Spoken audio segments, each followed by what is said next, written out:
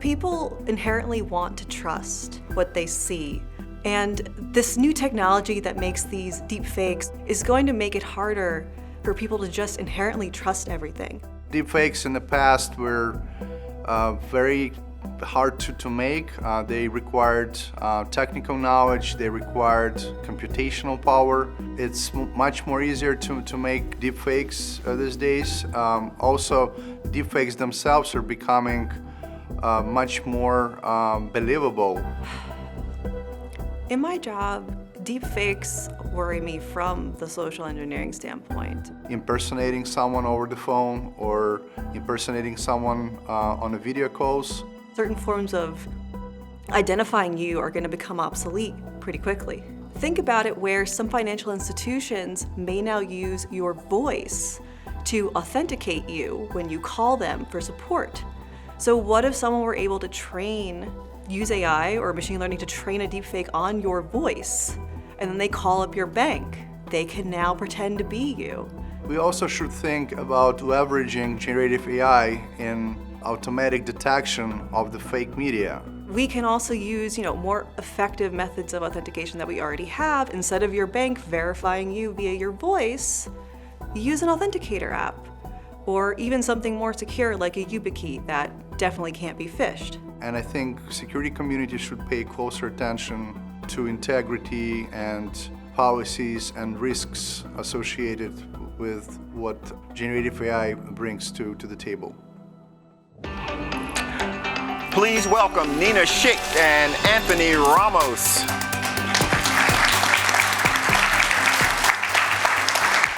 All right, thank you, Charles, and welcome, Nina. I know you wanted to be here in person with us, but we're glad to have you virtually, so welcome to the event. Thanks for having me. I wish I could be there in person, hopefully next time. Great. So throughout the day today, the audience here in the theater and live on the web, we've heard a great deal about generative AI. In fact, if you've been paying attention for the last 12 to 18 months in the industry, really, generative AI has just dominated the news and the media streams. All kinds of information out there about new features, capabilities, corporate investments, major technology breakthroughs. It's quite a whirlwind of information, frankly. Let's start off. Can you ground us on what exactly is generative AI? What kind of content can generative AI produce? And then how is the industry intending to use that content in those various forms of synthetic media? Great question to start with. I mean, the phrase generative AI was really only coined in 2022. So it's very, very nascent. It's very new. But when you think about generative AI, a good way to think about it is essentially these new and emerging capabilities of artificial intelligence that have only become possible thanks to advances in reinforcement learning and deep learning over the past decade.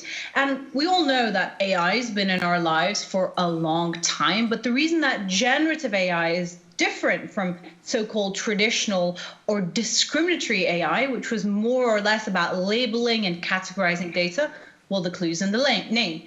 It can generate or create new data. And this can come in any digital medium, whether it's video, audio, imagery, or text. And as for how it will be applied, well, this is where it gets really interesting, because it turns out that generative AI can be applied in almost any human creative or intelligent endeavor, which is why it's so seismic. But interestingly, the story really starts with deepfakes. Wow, that's astonishing. So you mentioned that this is a nascent technology. Even though AI has been around quite some time, generative AI, sort of this next evolution, we've heard today and some other talks earlier how transformative generative AI will be to the industry and really the digital society as a whole. Along with all those positive uses that you highlighted a bit there, what are some of the negative and some of the malicious and other forms of abuse with generative AI, and especially the content that can be used too and created? Absolutely. Well, it's a dual-use technology, right? So ultimately, this is a story about humanity. If you are now seeing these emerging capabilities of artificial intelligence which can augment human intelligence and even surpass human intelligence. And one part of that is being able to generate synthetic content, including hijacking and generating human biometrics. There's absolutely no doubt that this technology is going to be weaponized. And the first place we saw it being weaponized is in the creation of deepfakes. Deepfakes started emerging at the end of 2017. Deepfakes, people don't associate generative AI or ChatGPT or all of the things we're starting to see vis-a-vis business value with deepfakes, but that's really where it first emerged, because when these capabilities of AI to generate data first started emerging, the initial malicious use case was that people used it to clone biometrics to make fake pornography. So one risk is how human biometrics can be now cloned with artificial intelligence, with less and less training data. But perhaps another risk, which is more pertinent, because this isn't only about the manipulation of your biometrics, is how it will impact the integrity of the information ecosystem. Because these models, these generative models, are getting bigger, they are scaling, they are being democratized. So as not only synthetic content is increasingly created with AI, but data and information, it's any visual content and text can now be synthesized with artificial intelligence, as can data. So the question of how do you discern what's authentic and what's synthetic, and what does this do to trust vis-a-vis information and content in the information ecosystem is really, I think, one of the most profound risks. And I also like to distinguish between what I think are these profound near-term risks versus some of the narrative. A lot of the narrative has been around existential risks, AI death, etc. But I think the near-term risks are actually the risk we should be engaging with more. Fascinating, absolutely. So tell me more about these techniques that adversaries, bad actors, malicious users, you mentioned a little bit there. Tell us some more about some of the techniques that these bad actors are using to abuse this technology. So at the very inception, so the first kind of use case, if you think about it in the context of content, right? This was the initial risk that people were concerned about, the initial risk when it came to adversarial attacks, social engineering, cloning people's biometrics, using that as a new tool of fraud. So this is kind of the audio-visual side of AI-generated content. But now, as we've seen through the advent of ChatGPT, it isn't only audio and video and people's biometrics that can be generated with AI. A lot of these new models, so-called foundational models that can generate, as I said, any kind of medium of digital content, large language models can also be used maliciously. So malicious code can be generated through the use of large language models. Mis and disinformation, written mis and disinformation at scale can be generated with large language models. So again, every form of generative model can be used to generate misleading, synthetic, audio-visual content, as well as written content, and interestingly, code as well. Yeah, I mean, if that doesn't keep you up at night, I don't know what will. So when you have generative AI and the ability to create content, and that content could be misused, abused, it can spread disinformation, what do we do? How do we protect ourselves against those threats? How do we combat the misuse of this technology? And how do we identify when content and synthetic media has been generated for malicious uses like this? So I think initially when synthetic content started emerging, the consensus view was, okay, so we need to be able to detect this content. So build AI content detectors to detect synthetic content. However, it turns out that that's really difficult to do. Because first of all, you're never going to have a one-size-fits-all model. You're never going to be able to build a detector that can detect all the synthetic creations. Second, even if you have a detector which is fairly good. All it can do is give you a percentage about the degree of confidence that it thinks the content is AI generated or not. So it's always liable to give you a false positive or a false negative, which can then lead to even more, can be very controversial.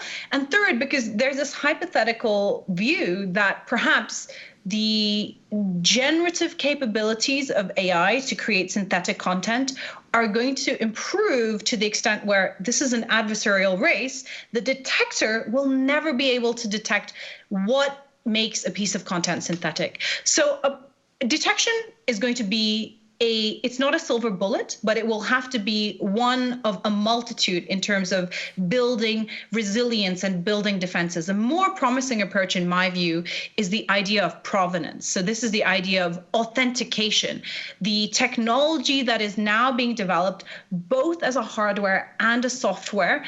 And it is incumbent upon good actors to say, we're going to adopt this signing technology so that inherent in the DNA of the content, cryptographically sealed, we can see the origins of this content, both if it's synthetic as well as if it's authentic. So it's about scaling trust and transparency. The tricky thing is, it's not only enough to have this kind of signing technological solution which already exists, but we also need to have an open standard across the internet, embedded into the architecture of the internet, so that those content credentials are always visible, no matter where you see content across the internet. And that open standard is actually already being developed by a body known as the C2PA. And then the last thing is, those are the tech solutions, but there are so many societal solutions as well, right? We need to update our education. We need to think about being critical. We need to think about how these very quickly evolving advances in technology mean that some of our systems, whether it's our legal system or our political system or judicial system, regulatory system, are no longer fit for purpose vis-a-vis the new challenges that are emerging. So building societal resilience is multifaceted. Yeah, that's quite a challenge. Certainly a long road ahead of us there. So detection, provenance within media, and essentially changing our society to begin adopting better practices in order to recognize this content. A little bit more on the provenance side, where are we with standards? Where's the industry? Where is tech? You mentioned some of the consortiums that are out there trying to define standards. Can you just talk a little bit more on where media provenance is today and where we might see it in the years ahead?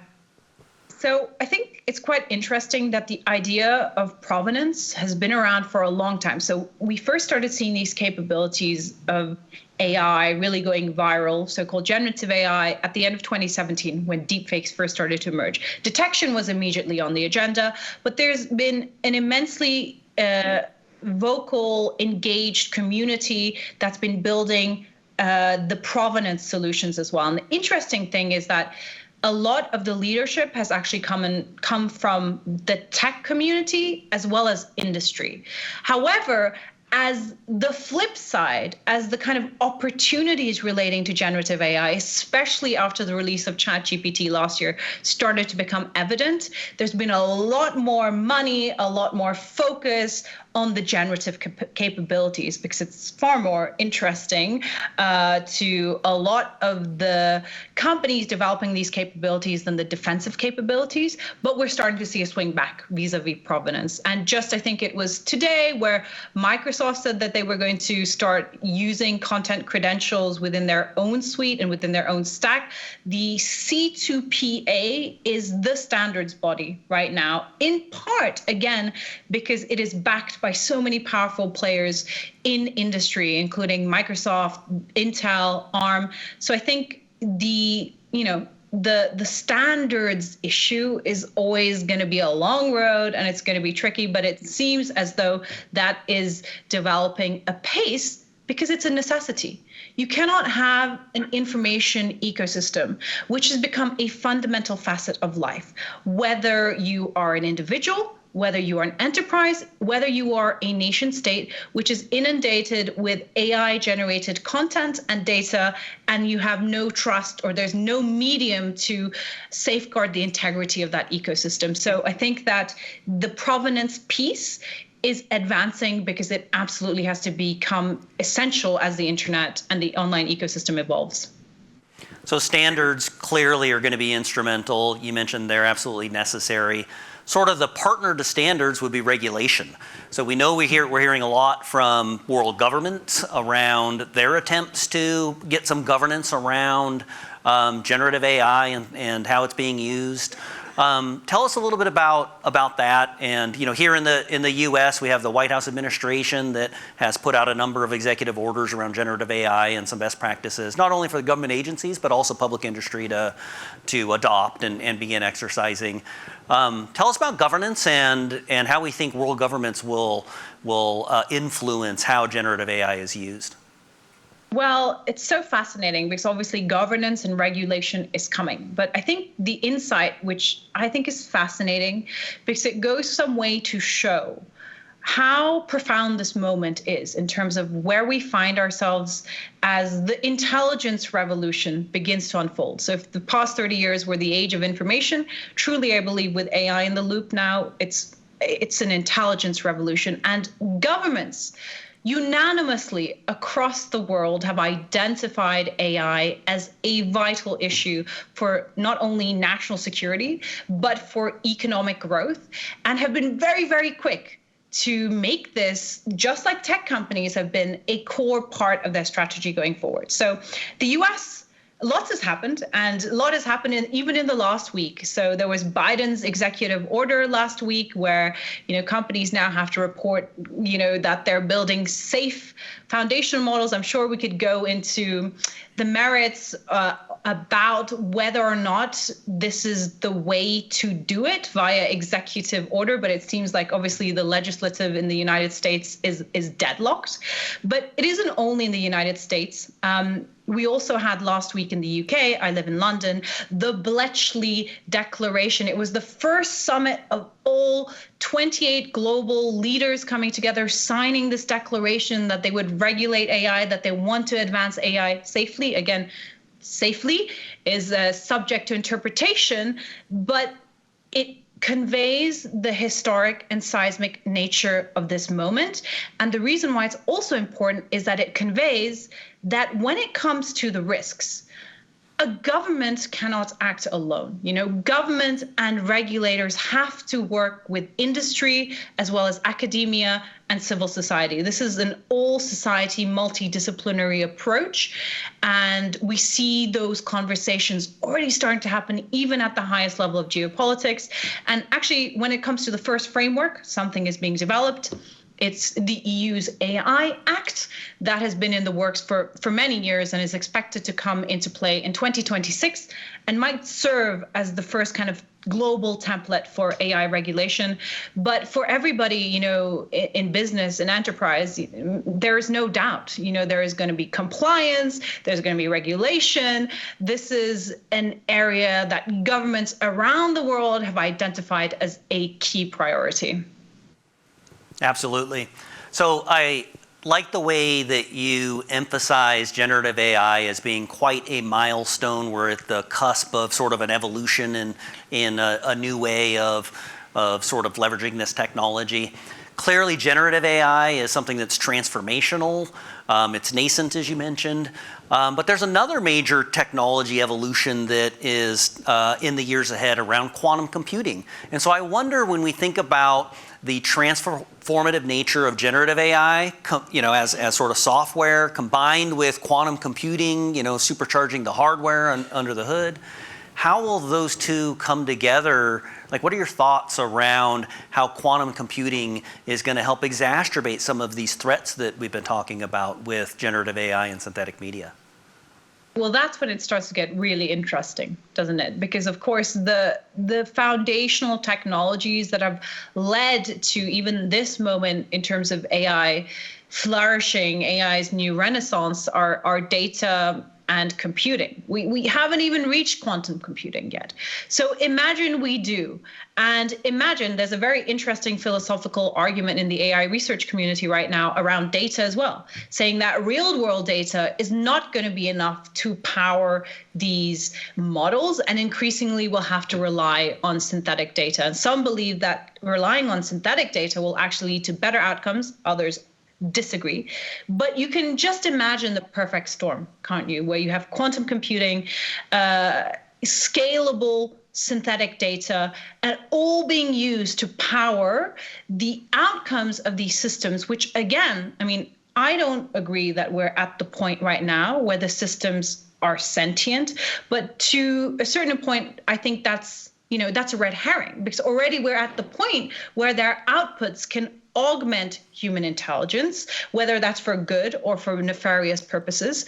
But I think the equation fundamentally changes once quantum computing comes into the loop. So to be seen.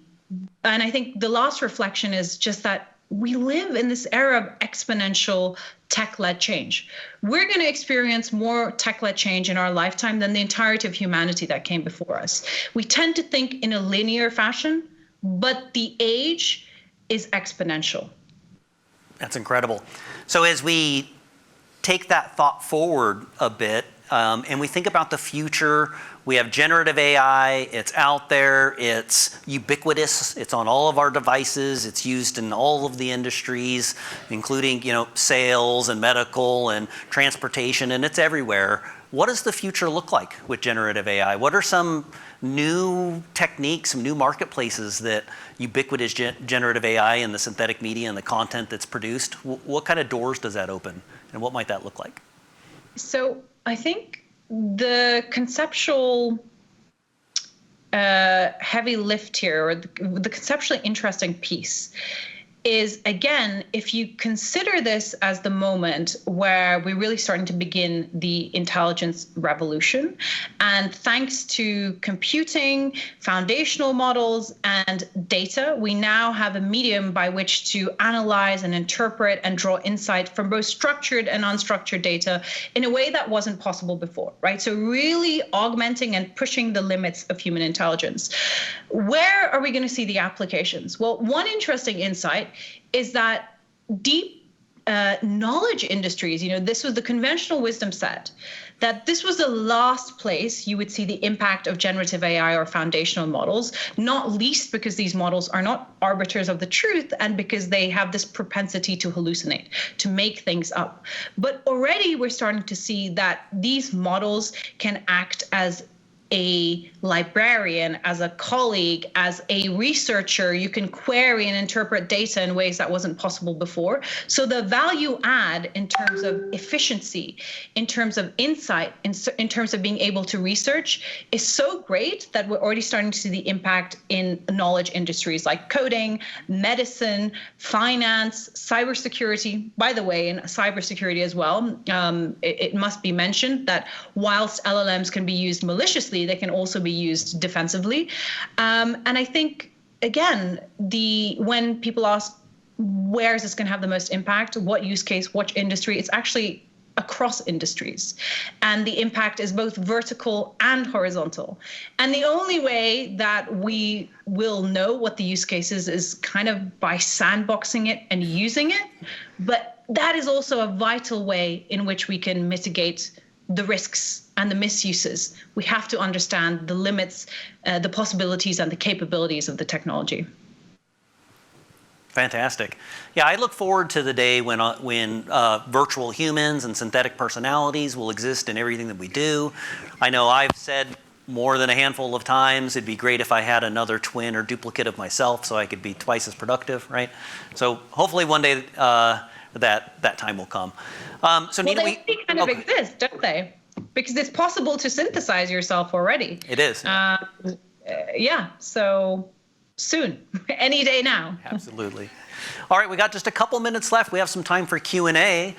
Can we go ahead and take a couple questions? Sure. We have a question from online here. What are your thoughts on the inevitable introduction of AI tools to aid with malware creation?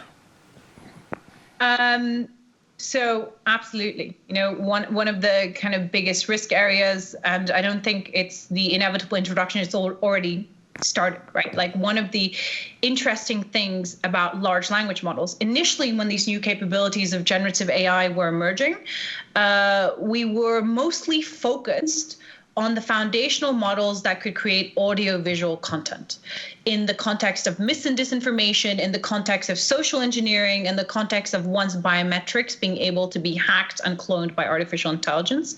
But LLM development was kind of going on under the radar, wasn't getting that much attention. And in part because the companies that were developing LLMs, I mean, part of the breakthroughs happened in Google in 2017. They understood that this was too risky, so they didn't want to kind of release it in a way without guardrails. But ChatGPT changed that.